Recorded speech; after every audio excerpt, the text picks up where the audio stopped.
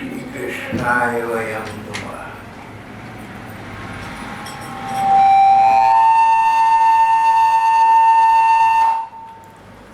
हमारी आजकल के संसार का जब आरंभ हुआ, जब सृष्टि का आरंभ हुआ, तो सृष्टि में पूर्व काल में, सृष्टि के उद्भव काल में, आरंभिक काल में एक बाल भक्त हुए, ध्रुव। ध्रुव की कथा इस देश में प्रसिद्ध है। ध्रुव के पिता उस समय सबसे बड़ी राजा थी, उत्तानपाद। ध्रुव के पिता बहुत बड़ी राजा थे, बहुत गुणी व्यक्ति थे, सब प्रकार के गुण थे उनमें। लेकिन सारे गुण होने पर अगर एक न्यूनता को, एक कमी को तुम अपने स्वभाव में, चरित्र में स्थान दे दो, तो और कमियां साथ साथ आती जाएंगी। इसलिए अपने जीवन में, अपने चरित्र में, अपने स्वभाव में किसी न्यूनता का जहाँ तक हो सके प्रवेश मत होने देना। उत्तानपाद सबसे बड़ी राजा थे, सब प्रकार के गुण थे, पर सुंदरता के प्रति आसक्त हो जाती थी। उनकी पत्नी सुनीति, सुंदर नीति है जिसकी, बहुत गुणी थी, भगवत भक्त थी, शकल सूरज साधारण थी। उनकी सुनीति उत्तानपाद के पुत्र थे ध्रुव। फिर बाद में महाराज आधिराज उत्तानपाद ने एक सुंदरी कन्या को देखकर, उसकी सुंदरता देखकर, उसका स्वास्थ्य देखकर उसके साथ विवाह किया। इसका नाम था सुरुचि। ये सुनीति तो नहीं थी, जीवन में कुछ सिद्धांत तो नहीं थे, कोई नीति तो नहीं थी। सुरुचि, सुंदर थी देखने में, रुचियां शौकीनी की अच्छी थी, सुख भोग में सुख होती थी, सुखी होती थी।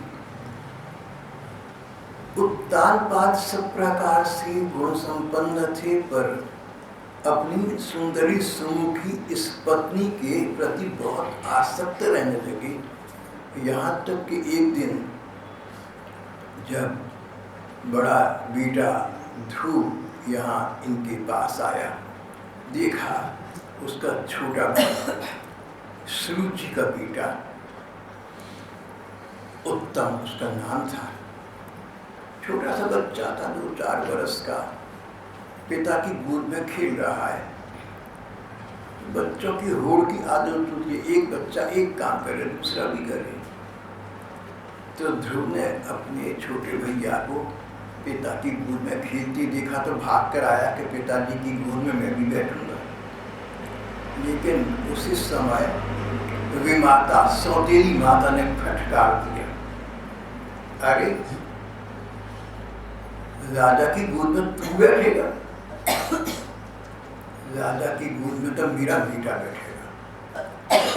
मुझे बैठना हो तो भगवान को प्रसन्न कर ले, तब तो बैठ जा, नहीं तो नहीं।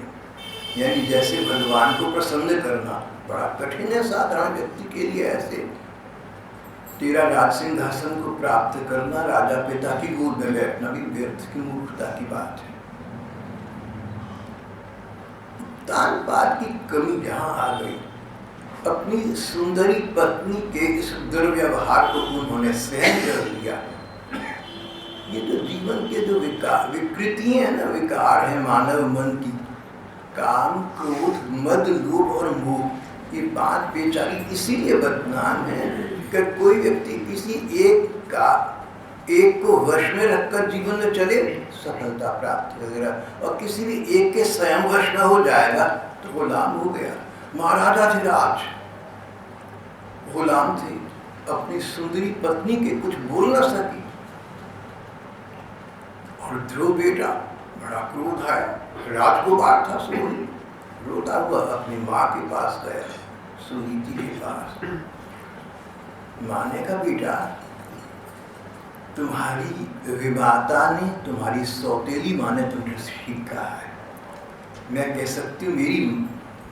सकती हूँ तेरी असली माँ तो तेरी सौतेली माता है। माँ वही है जो बच्चे को भगवान की प्राप्ति का मार्ग दिखाए। और तेरी माता ने कहा भगवान को प्रसन्न कर। कितनी अच्छी बात कहती है। देख ये तो मान है बच्चे, ये तो सुख दुख कर्मों से आते हैं, तो भगवान को प्रसन्न कर। सुनीति के दिल में असह्य दुख था इस बात का, लेकिन भगवान ने बुद्धि दी, सदा से भगवत भक्त रही थी। बोली बेटा तू भगवान को प्रसन्न करके चला जाए यहाँ घर से। सुनीति का पति तो पहले भी सम्मान नहीं करती थी, तिरस्कार करने लगी थी। सुंदरी पत्नी आ गई थी और अब एकमात्र प्यार करने वाला छोटा सा लाडला बच्चा, उसको भी स्वयं कह दिया चला जाए यहाँ से, भगवान की प्राप्ति के लिए प्रयत्न कर बेटा, संसार में क्या रखा है। और लड़का चल पड़ा घर से निकल कर। माँ का दिल वो पड़ा, लड़का आगे निकल गया, माँ की आंखों में आंसू भरे। ये संसार है ऐसा ही, कौन किसका अपना कौन किसका पराया। राजा उत्तानपाद का कुछ कहने का साहस फिर भी न हुआ। पत्नी सुरुचि घोर सांसारिक महिला थी, वर्ल्डली विजडम अपना पराया। सोचती थी कि मेरे शरीर पर, मेरे स्वस्थ सौंदर्य पर तो महाराज आज आसक्त हैं, जैसा चाहूं नाचना चाहूं। जानती थी कल ये सौंदर्य नहीं रहेगा। शरीर है बदलता रहता है, जैसा शरीर आपका 20 साल पहले था आज नहीं है, जैसा 10 साल पहले तक कदाचित आज भी वैसा नहीं होगा, और 20-40 बरस के बाद कैसा होगा कौन कहे। सुरुचि बहुत सोच से काम देती थी, जब तक ये लड़के बड़े होंगे तब तक मेरा सौंदर्य समाप्त हो चुका होगा। मेरे पति देव सौंदर्य के उपासक हैं, इसलिए मेरी उपासना बंद कर देंगे। सुनीति में गुण है चरित्र के, स्वभाव के। उस उम्र में जाकर राजा को सुंदरता की चाहत नहीं रहेगी, जो पत्नी कहने में हो, स्वभाव से सुंदर, चरित्र के उन्नत हो, उसकी आवश्यकता तब पता लगेगी। और वो महाराज सुनीति को एक बार फिर मेरे से अधिक प्यार करने लगेगी।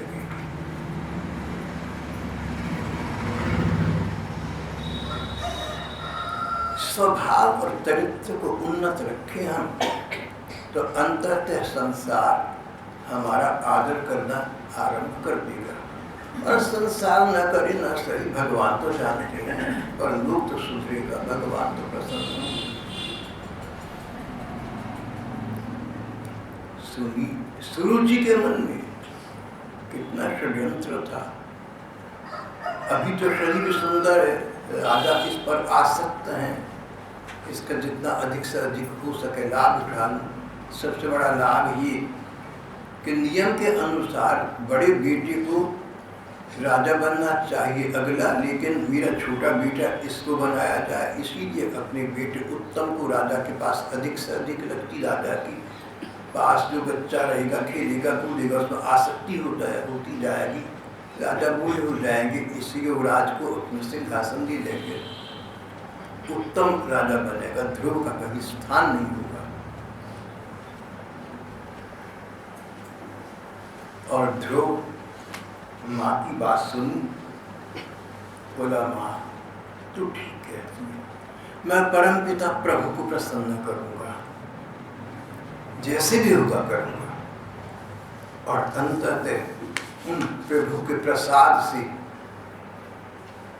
पिता की गोद में स्थान प्राप्त करूंगा, राज्य सिंहासन को प्राप्त करूंगा। पिता माँ मैं अपने पिता से और दादा से आगे बढ़कर दिखाऊंगा, तुझे तो चिंता मत कर। ये कहकर वह ध्रुव चला गया था। पिता थे उत्तानपाद राजा। उत्तानपाद विद्वान कहते जिसका सिर नीचे पांव पर अकल औंधी हो। राजा का सब कुछ ठीक था, पर सुंदरता के प्रति पागलपन ने उसे अन्याय सहन करने के लिए मजबूर कर दिया। राजा का काम न्याय करना है, पर यहाँ स्वयं घर में अन्याय देखकर कुछ कह न सका। पत्नी सुनीति थी, ये सुंदर नीति वाली, सिद्धांत वाली, अंततः उसकी तो विजय होगी। सुरुचि, रुचि, शौकीनियत तो बहुत थी, लेकिन स्वभाव चरित्र का नहीं था। ध्रुव निकल पड़ी अनंत के पथ पर। 5 वर्ष का बालक घर छोड़कर चला गया। माँ ने अपनी लाडली लाल को कलेजे के टुकड़े को अपने से अलग कर दिया।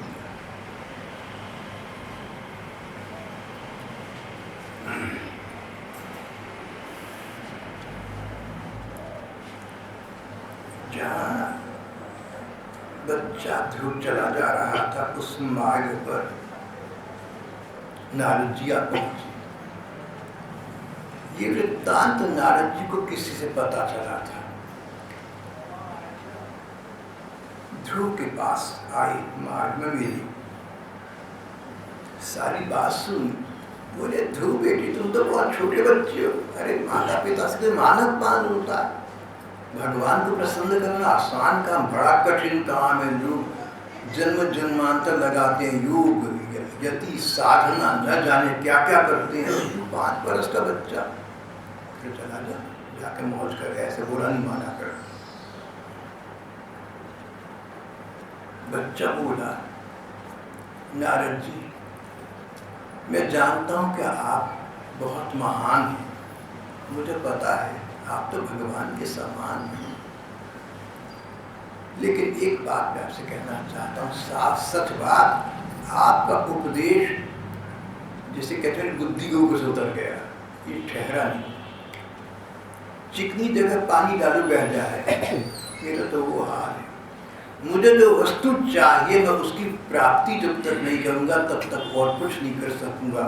मैं भगवान को प्रसन्न करना चाहता हूँ और उनसे वांछित वस्तु की प्राप्ति करना चाहता हूँ। मैंने शपथ ली है, इसमें आप मेरी सहायता कर सके तो कीजिए। नारद जी जानते थे, नारद जी जान गए ये पक्का घड़ा है, टूटा घड़ा, पानी डालो वहीं बह जाएगा। कच्चा घड़ा, पानी भर कर रख दो कुछ देर तक, कुछ देर के बाद पानी रिस जाएगा। पक्का घड़ा, पानी बरकरार रहेगा। ये पक्का घड़ा है, ये भगवत पथ पर निकल पड़ा है तो भगवत प्राप्ति से पहले नहीं रुकेगा। नारद जी ने मन ही मन एक प्रकार से ध्रुव की परीक्षा ले ली। पूर्व काल में गुरु शिष्य प्रणाली तो धर्म ग्रंथों में लगभग नहीं मिलती, लेकिन जहाँ इस प्रकार का संबंध बना वहाँ गुरु लोग अपना सुंदर शिष्य, अपना सुपात्र शिष्य स्वयं खोज लेते थे। नारद जी ने ध्रुव को खोज लिया और कोई झंझट नहीं करती थी, अनुष्ठान करना है, कोई दीक्षा देनी है, कुछ नहीं। नारद जी ने और ध्रुव ने गुरु शिष्य संबंध का नाम नहीं लिया, लेकिन देखा सुपात्र है, भगवत प्राप्ति के सुयोग्य है, इसकी त्वरा वास्तविक है, तो उसको भगवत प्राप्ति का मार्ग बता दिया।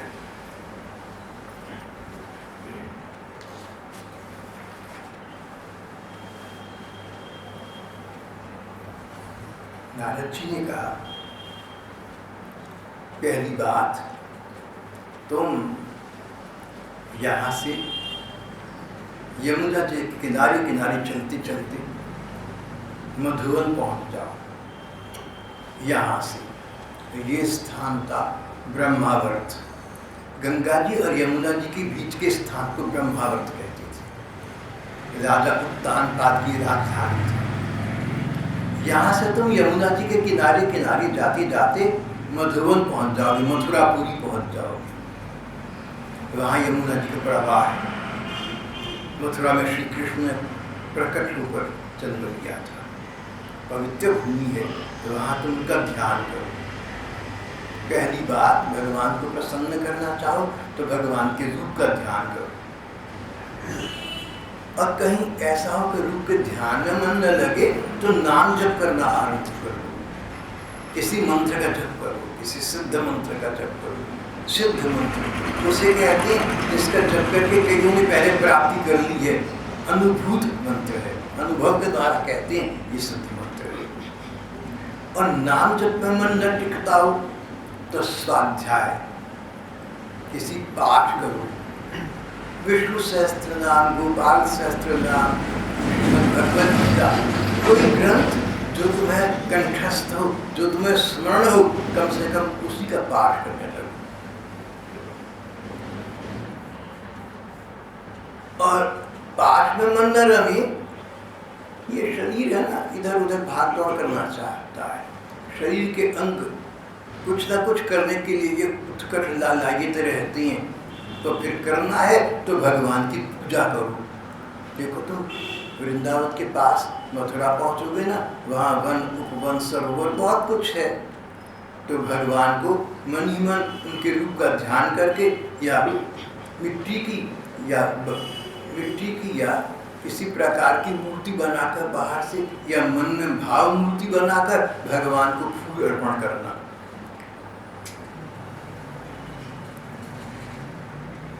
जल अर्पण करना, भगवान का ध्यान करके जल अर्पण करना, फूल अर्पण करना, इसे पूजा कहते हैं। जितना अधिक कर सको भगवान की पूजा करना। पहली बात ध्यान, जब उसमें मन न लगता हो तो नाम का, तो मंत्र का, नाम मंत्र का जप, वहां से मन हटे तो पाठ, जो ग्रंथ याद हो या सामने हो उसका पाठ, और वहां से मन हटे तो पूजा, शरीर के अंग अंग को भगवान की पूजा में लगा देना। बस ये 4 बात करनी है। और स्थली ऐसी जहाँ पहले लोगों ने भगवत प्राप्ति की है, उनके भी वहाँ पर जीवाणु कीटाणु हैं, उनके भी जन्म हैं, तो वहाँ जाकर करोगे तो प्राप्ति अधिक शीघ्र हो जाएगी।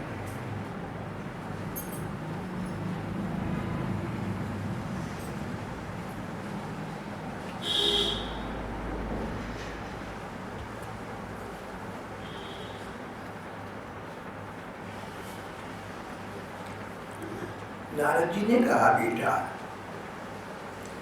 तेरी माता सुनीति ने तुझे जो कुछ बताया है भगवान को प्रसन्न करना, वही तेरी परम कल्याण का मार्ग है। परम कल्याण, सबसे अधिक और सबसे बड़ा कल्याण, जिसके आगे अन्य कोई कल्याण नहीं हो सकता, परम कल्याण का मार्ग है। इसलिए चित्त लगाकर उन्हीं का भजन कर। अपना चित्त इस बात में मत जाने दीजो कि मेरी विमाता ने मेरा अपमान किया। मन में द्वेष बुद्धि मत रखियो। तो ये सोचियो, अगर विचार आ जाए कि मेरा अपमान हुआ, भगवान ने कराया, भगवान की इच्छा के बिना पत्ता नहीं हिलता, प्रभु तुम बहुत कृपालु है, तुमने मेरे पर कृपा रूपी अपमान कराया, इसमें अवश्य ही मेरा कोई कल्याण होगा। अगर विमाता ने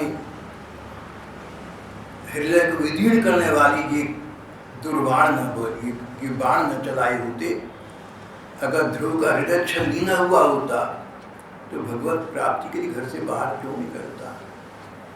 व्यक्ति वही है जो संसार में दुखद स्थिति आए, कष्टप्रद स्थिति आए, समस्या आए, उसको भगवान का कृपा वरदान समझकर उसके पीछे कोई सत्य छिपा है, कोई तुम्हारा कल्याण छिपा है, भगवान करके दिखाएंगे।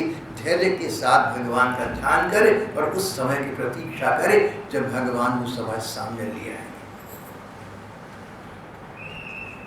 बेटा कल्याण होगा तेरा।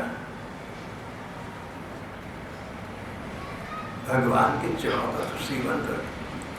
यमुना जी के किनारे पवित्र मधुवन को चला जा, मथुरा के पास चला जा, वहाँ तो भगवान किसी न किसी पे नित्य निवास करती हैं।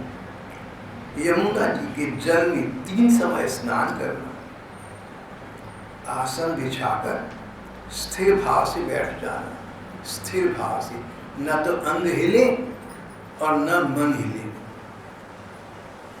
ऐसा स्थान देखना जहां तुम्हें आंखें खोलकर बार बार विचलित होकर इधर उधर न दिखना पड़े। कहीं के मच्छर मक्खी हो, तुम्हारा मन उनमें जाए, तुम आंखें खोलकर उनको झाड़ो, तो ध्यान एकाग्र नहीं, पहले ध्यान ठीक प्रकार कर।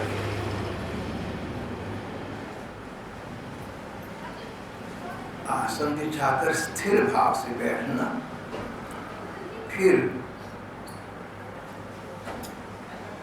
प्राणायाम करके श्री भगवान का ध्यान करना। रेचक, पूरक, कुंभक, तीनों प्रकार का प्राणायाम करना। अश्विनी कुमारों ने और धन्वंतरी ऋषि ने, जो आयुर्वेद के प्रवर्तक माने गए हैं, सृष्टि के आरंभ में आयुर्वेद की योग की और प्राणायाम की विधि बताई थी। कहते हैं आज भी उसका पालन कोई करे, जिनको आता हो तो आज भी कल्याण हो जाएगा और बहुत से रोगों से बचे रहेंगे। नारद जी ने कहा रेचक, पूरक, कुंभक, 3 प्रकार का प्राणायाम कर। रेचक, पूरक और कुंभक, श्वास के अंदर ले जाना। रेचक, अंदर ले जाकर कुछ देर बिना श्वास लिए दिए श्वास को अंदर कर शांत बैठे रहना। पूरक, फिर श्वास को बाहर निकालना। कुंभक, इसमें 1, 4 और 2 का अनुपात हो सके तो बनाए रखें। 1, 4, दोबारा करूँगा, 1, 4, 2 का अनुपात बताएं। 1, मान लो हमने श्वास अंदर लिया, इनहेल किया, और इसमें 2 क्षण लगे। जहाँ तक हो सके जो श्वास प्रश्वास की प्रक्रिया है इसको धीमी रखना। श्वास अंदर ले जाओ ना, धीरे धीरे, मान लो 2 क्षण लगे तो 4 गुण 8 क्षण तक प्रयत्न करना कि श्वास अंदर एक स्थान पर रहे, हिले डुले में, और अगले 4 क्षण में उसको बाहर निकालें, एक्सेल करें। रेचक, पूरक और कुंभक। प्रसंगवश एक बात आपसे मैं ये कहना चाहता हूँ कि देखो, मैं प्राणायाम का आचार्य नहीं हूँ। ये जो मैंने भागवती व्याख्या में जैसा पढ़ा वैसा आपको दोहरा दिया आपकी आसानी के लिए।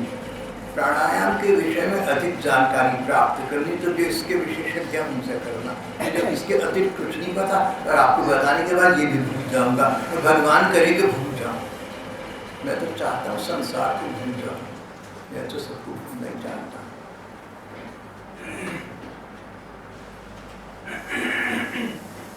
किसी की याद में दुनिया को है भुलाए हुए, जमाना गुजरा है अपना ख्याल आए हुए। हम कहाँ हैं खुद हमको खबर नहीं, ऐसी स्थिति आ जाए। मैं तो चाहता हूँ भाई, भूल जाना चाहता हूँ। आप लोग जो चाहे सो याद रखें, मेरे से राय मत मांग लेना, नहीं तो कहूँगा तुम भी भूलने का प्रयत्न करो। तुम भी एक बात भगवत स्मरण में अपने को लगाने का प्रयत्न करो, भगवान से प्रार्थना करो। हमारे भाई साहब कहते तो बहुत हैं, सचमुच उनका मन भी भगवान तुम्हारे में सतत लगा रहे, अनवरत लगा रहे, एक क्षण का विराम ना, 24 घंटे मन वहीं रहे, 24 घंटे रहे, 60 मिनट रहे, 60 क्षण रहे, सोते समय मन वहीं रहे। जागने की बात क्या है? इस प्रकार का अविराम भगवत चौम विश्राम ही जीवन का चरम परम लक्ष्य है। नारद जी उसी की चर्चा ध्रुव के सामने कर रहे हैं। भगवान का ध्यान इस प्रकार करना, मन ही मन कल्पना करना, आंखें मीचना, मन की आंखों से देखना कि भगवान मेरे सामने प्रकट हो गए। भगवान का मुखड़ा बहुत सुंदर है, भगवान की आंखें और भी अधिक सुंदर है, और ऐसा लग रहा है कि भगवान बड़े प्रसन्न होकर मुझको देख रहे हैं। करुण दृष्टि उनकी, सदैव उनकी दयापूर्ण दृष्टि, उनकी ममतालु दृष्टि, उनकी करुणामय दृष्टि मुझ पर है। मेरे अपराधों को उन्होंने भुला दिया है, मेरे कुकर्मों को भुला दिया है। भोले भाव से भगवान मेरी ओर करुणा की दृष्टि से मुझे देख रहे हैं। भगवान का मुख सुंदर, भगवान के नयन सुंदर, भगवान की नासिका बड़ी सुंदर है, भगवान की भ्रूविलास भौहें बड़ी सुंदर है, भगवान के कपोल सुंदर है, कपोल मुख के दोनों गाल बहुत सुंदर है।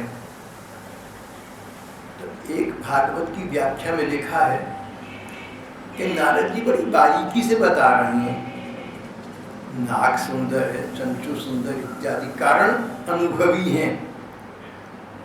न केवल ध्यान में भगवान के दर्शन के, साक्षात भगवान के दर्शन करती रहती।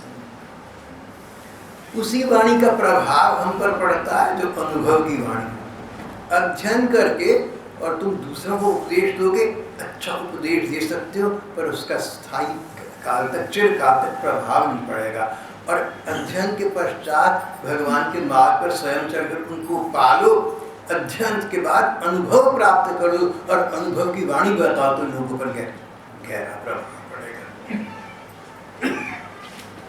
श्रीमद् भागवत को समाधि की भाषा कहा गया है। व्यास जी, शुकदेव जी जैसा देख रहे हैं ठाकुर लीला वैसा कह रहे हैं। नारद जी ने कहा, ध्रुव तुम भगवान के रूप का पहले ध्यान करना। भगवान की आंखें सुंदर, भगवान के मुख कमल सुंदर, नासिका भौहें कपोल सुंदर, परम सुंदर। तरुण अवस्था है, टीन एज, किशोरावस्था है। सभी अंग बड़े सुडौल हैं, लाल लाल होठ हैं, दया के सागर हैं, ऐसा उनका चेहरा देखकर पता लग जाता है। भगवान का शरीर नए नए जल के भरे हुए ताजे बादल के समान श्याम है, सामरा है, हल्का हल्का नीला है।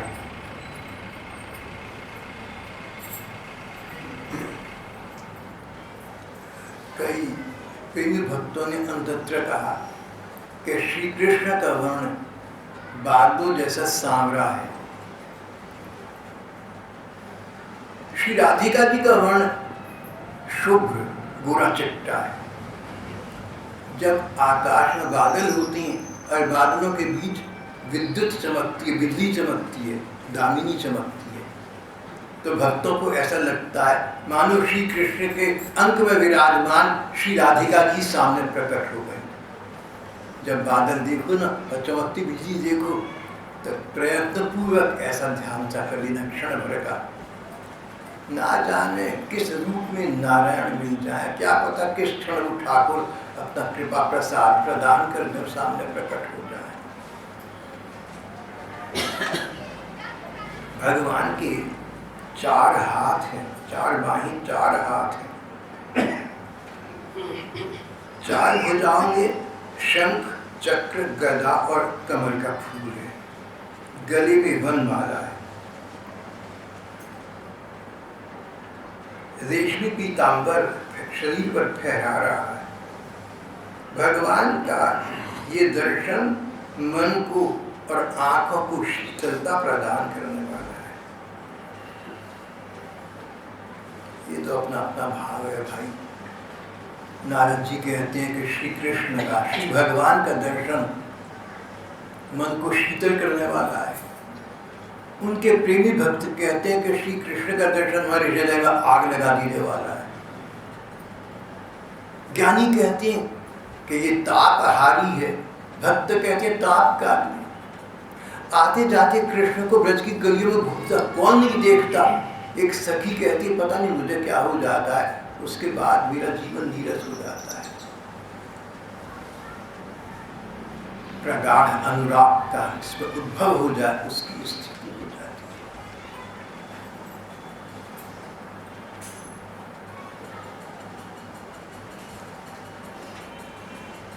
भगवान का मन इस प्रकार ध्यान करे कि भगवान मेरी ओर प्यार भरी, करुणा भरी दृष्टि से निहारते मंद मंद मुस्कुरा रहे हैं। धीरे धीरे ऐसा अभ्यास करने से फिर भगवान की इस मंजुल मूर्ति में मन इतना आनंद प्राप्त करने लगता है कि इसमें डूबा रहता है, वहाँ से फिर निकल कर नहीं आता। जब ये स्थिति प्राप्त हो जाए भगवान प्रसन्न हो जाए। एक सिद्ध मंत्र है जो नारद जी ने ध्रुव जी को बताया, इसे कहते हैं द्वादशाक्षर मंत्र, 12 अक्षर हैं इसमें। ओम नमो भगवते वासुदेवाय, ओम नमो भगवते वासुदेवाय, ओम नमो भगवते वासुदेवाय। भगवान वासुदेव को नमस्कार, भगवान वासुदेव को नमस्कार।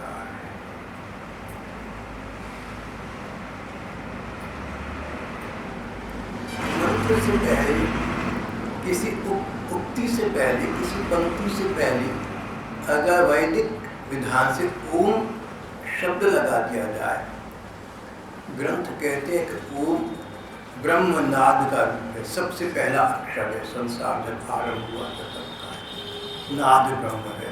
इसे प्रणव भी कहते हैं। प्रणव का अर्थ जो सदा नया बना है। ओम को प्रणव मंत्र भी कहते हैं।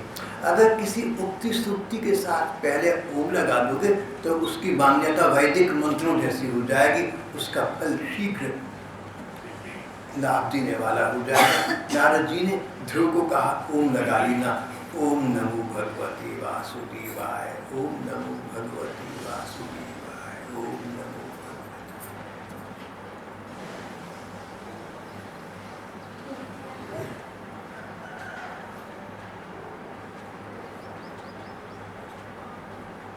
शांत रहना, मौन रहना, फल फूल आदि का परिमित आहार करना, भगवान के चरित्र और लीलाओं का चिंतन करना, इस द्वादशाक्षर मंत्र के द्वारा अर्पण करना। भगवान को फूल अर्पण करे और एक बार ये मंत्र बोल दिया। इस प्रकार जो अर्पण करना, एक एक बार ये मंत्र बोलते गए। और अगर संबंधित मंत्र जो उपनिषदों वेदों में दिए वो याद हो तो वो बोलते, नहीं तो सिर्फ एक ही ये सिद्ध मंत्र पर्याप्त, बस यही बोलते रहो बार बार। इस प्रकार जब भजन किया जाए तो निश्चल भाव से भजन करने वाले अपने भक्तों के भाव को भगवान स्वयं बढ़ा देते हैं और उनकी इच्छा के अनुसार उन्हें जो वस्तु चाहिए सो प्रदान कर देते हैं। नारद जी ने यहाँ बड़ी गहरी बात कह दी, जो तुम्हें चाहिए सो। धर्म, अर्थ, काम, मोक्ष ये चाहिए तो ये दे देती है, और भगवान से भगवान चाहिए तो भगवान अपने आप को दे देती है। भक्त लोग भगवान से भगवान को चाहते हैं।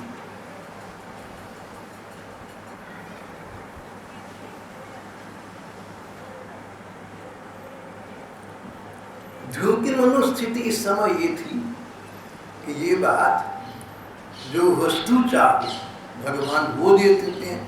ध्रुव के हृदय को स्पर्श कर दे, उस समय उनके हृदय की ग्रहणशीलता, अधिग्रहण शक्ति, अंग्रेजी में कहते हैं ना रिसेप्टिविटी, नहीं थी भगवत प्रेम की। नारद जी ने कहा संसार की वस्तु मांगो सो दे देंगे, भगवान को मांगो अपने को दे देंगे। नारद जी की ये बात, जो वस्तु चाहो भगवान वो दे देंगे। ध्रुव को स्पर्श कर गई, ठीक है, मैं उनसे पिता की गोद और राज्य सिंहासन प्राप्त करके अपमान हुआ। गुरुजन वही है जो शिष्य को उसकी अभिरुचि के अनुसार, उसकी पात्रता के अनुसार भगवान का पथ दिखा सके। कोई से नहीं, सबको एक जैसा नहीं, व्यक्ति के अनुसार। नारद जी से इस प्रकार उपदेश पाकर राजकुमार ध्रुव ने उनकी परिक्रमा की। परिक्रमा करने का अर्थ क्या कि शिष्य के मन की ये भावना कि मेरे लिए सारा संसार, सारा ब्रह्मांड स्वयं भगवान आप ही हैं। समय जैसे आज हम देखते हैं कि रोगी के लिए चिकित्सक से भगवान है, तो जो दिशा दर्शन करे भगवान की वो मन को लगाए हमारे लिए वही सर्वस्व, उसकी परिक्रमा पूरी ब्रह्मांड की, पूरी पृथ्वी की परिक्रमा हो गई। नारद जी को परिक्रमा की 5 वर्ष के बच्चे ने उन्हें हाथ जोड़कर करबद्ध होकर नतमस्तक होकर प्रणाम किया।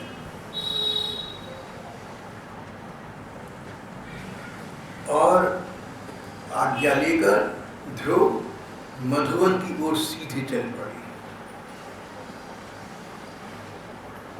पहुंचता वही जो तुरंत चल पड़े। जो तुरंत चल पड़ा वो पहुंच जाएगा, और जिसको काम बाकी है करने के, इसका तुम स्वयं सोच लो, काम तो कभी खत्म नहीं होंगे। तृष्णा न जीवनो वयमेव जीवना, संसार की कामनाएं समाप्त नहीं होंगी, हम समाप्त हो जाएंगे। शायद मैंने आपको पहले बताया था, हमारी सत्संग की भैया सूरज भान जी राजनेता थे। एक पत्र आया, शायद नीचे अभी पड़ा होगा, उसमें लिखा था कि भाई साहब, चाहता हूँ बहुत कुछ करना, बहुत अरमान है मन में, लेकिन क्या करूँ, लोग कहते हैं तुम बूढ़े हो रहे, तुम्हारी उम्र हो गई है, लेकिन मन की तो मन में बहुत कुछ है अभी। और कुछ बरस के बाद गुरु पूर्णिमा आई, यहाँ वो नीचे आए, ऊपर चढ़ नहीं सकते थे। प्रसाद ग्रहण किया ठाकुर जी का थोड़ा सा, और उसके बाद थोड़े से समय के बाद अचानक उनका शरीर शांत हो गया, समाप्त हो गई सारी बात। मानव सब मानव का यही जीवन है। ध्रुव को नारद जी मिल गए। ध्रुव के हृदय में भगवत प्राप्ति की कामना हुई तो भगवान ने प्रेरक शक्ति भेज दी। ध्रुव जी मार्ग पर लग गए, बिना कुछ सोचे, बिना पीछे मुड़ी देखकर सीधे अपने पद पर आगे बढ़ते चले गए और मधुवन पहुंच गए। शेष वृत्तांत हम अगली रविवार की प्रार्थना करेंगे।